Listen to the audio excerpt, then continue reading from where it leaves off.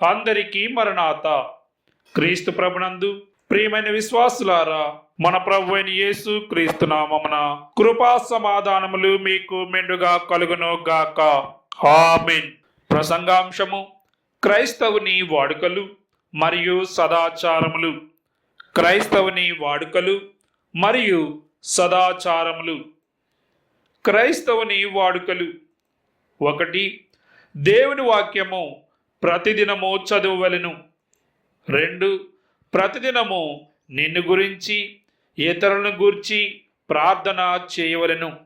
ప్రతిదినము నిన్ను గురించియు నీ కుటుంబమును గూర్చియు ఇతరులను గురించియు నీకు నచ్చని వారిని గురించియు ప్రార్థన చేయవలెను. సర్వ సృష్టి కొరకు ప్రార్థన చేయవలెను.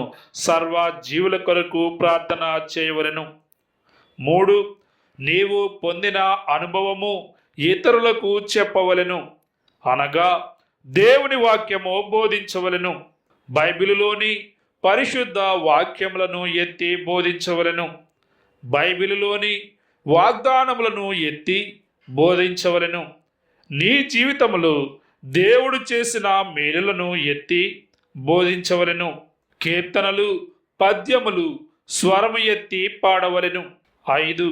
జబ్బు చేత లేవలేని స్థితిలో ఉంటే తప్పనిసరిగా దేవుని మందిరమునకు వెళ్ళి తీరవలెను. ఎన్ని ఆటంకములు, ఎన్ని ప్రశ్నలు ఉన్నా దేవుని మందిరమునకు మానరాదు, అనగా ఆరాధనకు మానరాదు. 6. ప్రతిదినము ప్రభుని తలంపు కలిగి ఉండవలెను. ప్రతి నిమిషము ప్రభుని తలంపు కలిగి ఉండవలెను. 7. దేవునికి చందా ఇచ్చి తీరవలెను. నీ కుడి చేతిలో కూర కొరకు కొంత సొమ్ము ఉన్నది, అది చందా వేస్తే కూర ఉండదు. అప్పుడు సైతము కూర కొరకు, భోజనము కొరకు ఆలోచింపక దేవునికి చందా వేసి తీరవలెను. షరా, ఈ 7 ఎప్పుడు మానివేయవలనంటే, నీవు ఎప్పుడైతే గాలి పీల్చుట మానివేయుదువో అప్పుడు మానివేయవచ్చును.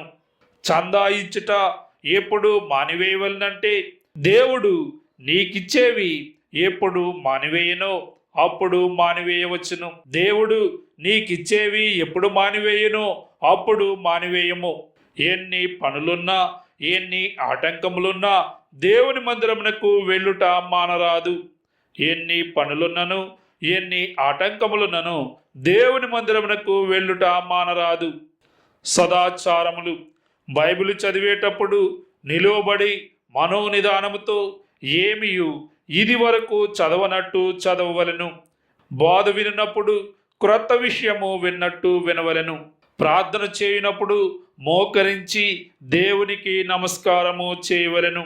గుడిలో ప్రసంగము వినేటప్పుడు కూర్చుని చేతులు ముడుచుకొని శ్రద్ధాశక్తితో వినవలెను. 4. ప్రసంగించేటప్పుడు టీవీగా అన్నీ తెలుసుకున్నట్టే గంభీరముగా బోధించవలెను.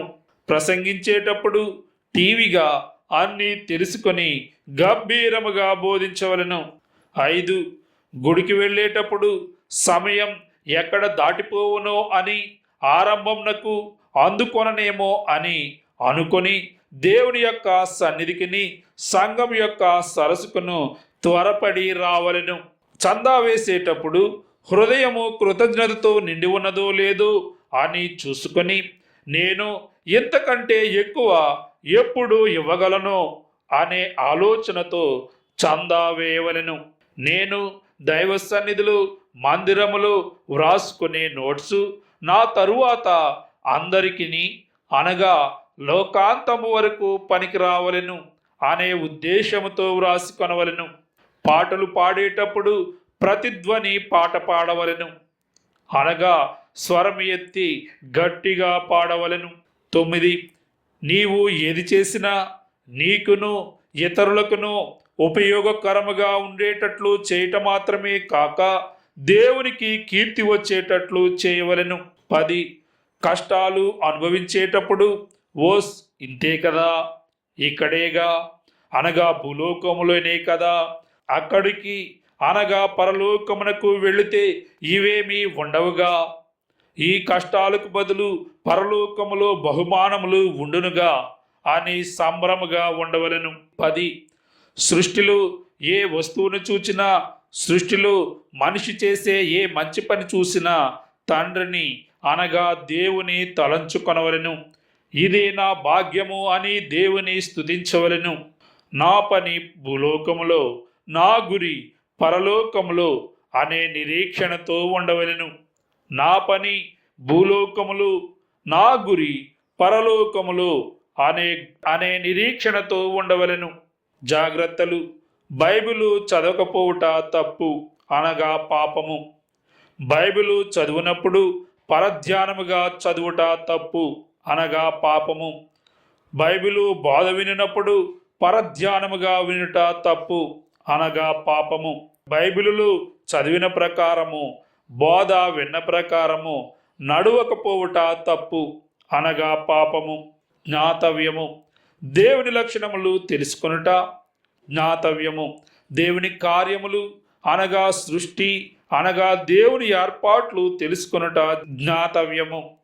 దేవుని కాలచక్రం యొక్క నడిపింపు తెలుసుకొనుట జ్ఞాతవ్యము. దేవుడు మీకు తోడై నిత్యము దీవించుచు ఉండును గాక. దేవుడు మీకు తోడై నిత్యము దీవించుచు ఉండును గాక. ఆమేన్. మరణాత. అందరికీ మరణాత.